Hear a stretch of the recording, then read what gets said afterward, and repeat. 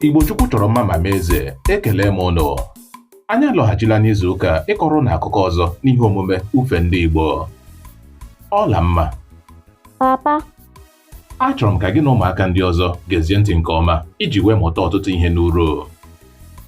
Ọ dị mma, papa. Ọtụtụ oge ndị gara aga n'otu obodo dị anya ka e nwere otu nwokorobịa gbara dimkpa ma mma ile anya nke bi n'ime ya. Aha ya bụ Ahamba. Ahamba bụ naanị nwanne na nna ya mụtara ma ha dara ogbenye. Oge nna ya nwụrụ, nne Ahamba apụghị ịchọta ma akụta ego na ihe oriri nke pụrụ ịzụrụ ya na Ahamba.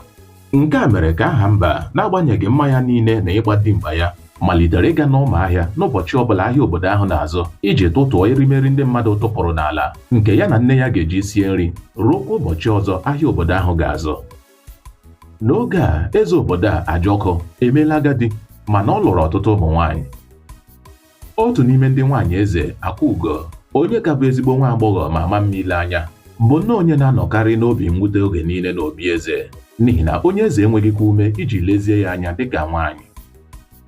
Akwaugo lụrụ onye eze n'ihi ego ya n'ihi na ezinụlọ ya dara ogbenye. Akwaugo malitere inwe agụụ ọjọọ ịchọta nwa okorobịa nke ga na-arịkpute n'ime ụlọ ya n'obi eze na nzuzo n'oge abalị. Akwaugo gwara otu onye odibo nwaanyị ya ihe ọ chọrọ ime ma rịọ ya ka o nyere ya aka